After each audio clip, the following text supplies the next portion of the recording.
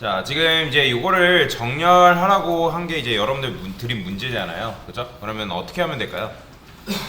자, 그러면 이제 요렇게 이제 엘리먼트들이 이런 식으로 있죠. div 안에 A, 내부 안에 A, 섹션 안에 A 이런 식으로 있습니다. 자, 그러면 자 맞춰보세요.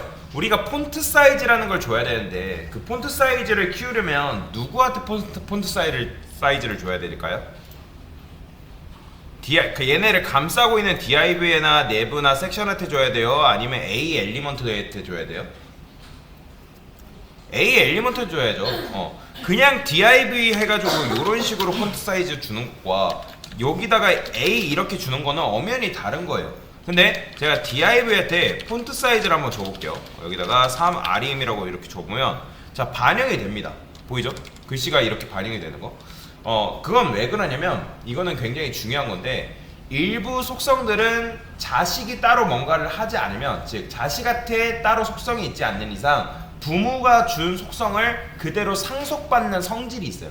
그러니까 상속이 뭐예요? 그러니까 부모가 물려준 거 받는다 그런 개념이잖아요. 그죠? 그러니까 폰트 사이즈도 왜냐면 지금 div랑 A, 즉 div A와 무슨 관계예요? 얘랑 얘랑? 제가 이걸 무슨 관계라 했죠? 부모 자식 관계라고 말씀드렸잖아요. 그죠? 부모 자식 관계이기 때문에 부모가 준 거를 자식한테 스며드는 성질이 있어요. 그렇기 때문에 이렇게 들어가는 걸 볼 수가 있는데 근데 여러분들은 이걸 하지 마세요. 처음에는 굉장히 좋지 못한 습관입니다.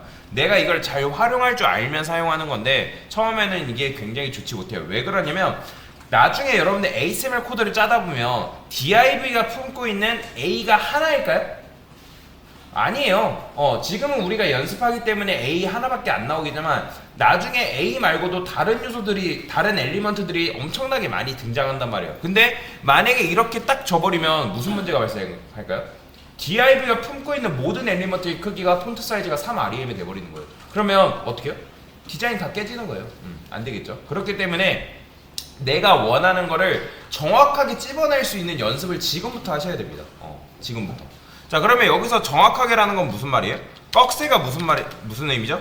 자식 선택자라고 제가 지난 시간에 설명드렸죠. 그러니까 div의 자식으로 있는 A를 선택하겠다. 즉 얘를 선택한 거예요. 얘. 그러니까 단편적으로 예를 들여 보이면 제가 div한테 여기다가 뭐 반가워요 이렇게 썼어요. 뭐 여기다가 내부라 써볼까요? 내부. 자, 이렇게 썼단 말이에요. 근데 여러분들이 이제 처음에 연습하게 되면 그냥 이 편하다는 이유로 이렇게 써버려요. 그러면 반가워요까지 같이 커버리는 거예요. 그러면 안 되잖아요. 그렇죠? 그래서 정확하게 내가 선택하고자 하는 거를 정확하게 집어내줘라. 자, 그러면 이제 여기서 만약에 정렬을 해야 되면 지금 A가 A를 정렬을 해야 되는데 누구한테 텍스트 라인을 줘야 되죠? div한테 줘야 돼요? A한테 줘야 돼요? 여러분들?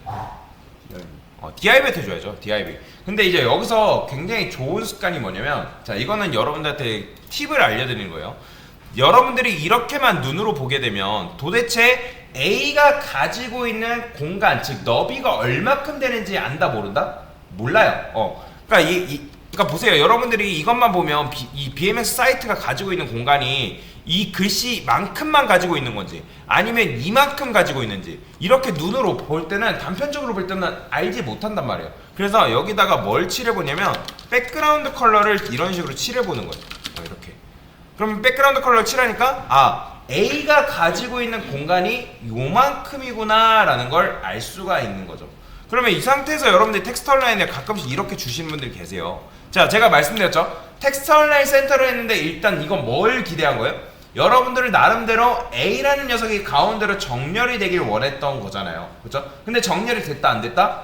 왜 정렬이 안 됐지? 라고 하면서 이런 식으로 칠해보는 거예요. 백그라운드 컬러를. 그러면 알 수 있죠. 왜 대체 안 가는지. A가 가지고 있는 공간은 이만큼밖에 안 되잖아요. 왜요? A의 디스플레이 개념은 뭐기 때문에? 인라인이잖아요. 인라인은 뭐다? 본질이 뭐예요? 텍스트화인데 일단은 그걸 떠나서 디스플레이 자체가 인라인은 너비가 최소 축소된다 했잖아요. 그래서 그 개념을 여러분들이 아셔야 되는 거죠.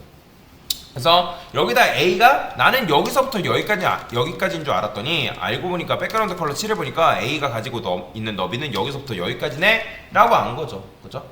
그러면 이 텍스트는 정렬이 된 거예요? 안 된 거예요? 계속 말씀드렸죠. 나름대로 정렬이 된 거예요. 그러니까 속성이 안 들어가는 건 아니에요. 나름대로 정렬이 된 건데 공간이 없기 때문에 티가 안 나는 거예요. 티가. 자, 그러면 어쨌든 우리는 요 녀석을 정렬하려면 누구한테 텍스처 라인 줘야 된다고요? DIB한테 줘야 된다. 정확하게 DIB한테 텍스처 라인을 이런 식으로 주셔야 된다. 자, 여기는 이제 맨 처음 문제는 오른쪽이죠. 그래서 오른쪽 정렬 이렇게 해 주셔야 된다라고 보시면 돼요. 당연히 나머지 것들도 그렇게 하시면 되는데, 자, 근데 자, 우리가 div를 지금 정렬을 했는데 div한테 텍스처 라인을 줘가지고 정렬을 했는데 지금 a가 정렬이 됐죠.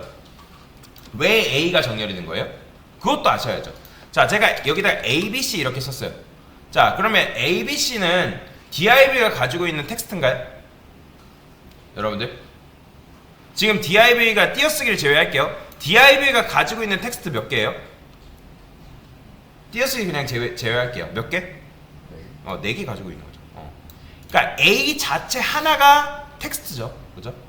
왜냐면 A는 본질이 뭐기 때문에 텍스트화라고 말씀드렸죠. 글자화. 그렇기 때문에 인라인 요소는 부모에 의해서 무슨 취급받는 거예요? 하나의 글자로 취급받는 거예요. 즉 하나의 텍스트로 취급받는 거예요. 요 ABC도 마찬가지고.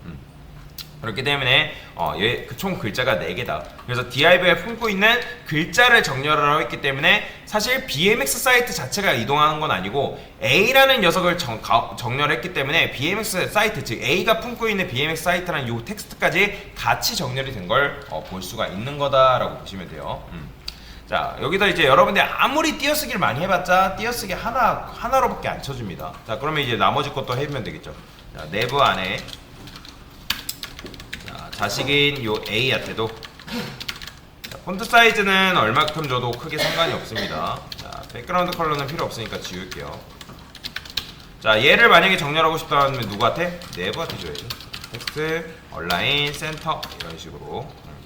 자, 뭐 글씨 색상은 여러분들이 뭘 해도 크게 상관없습니다. 레드로 주던 여기다가 뭐 그린으로 주던 이런 식으로.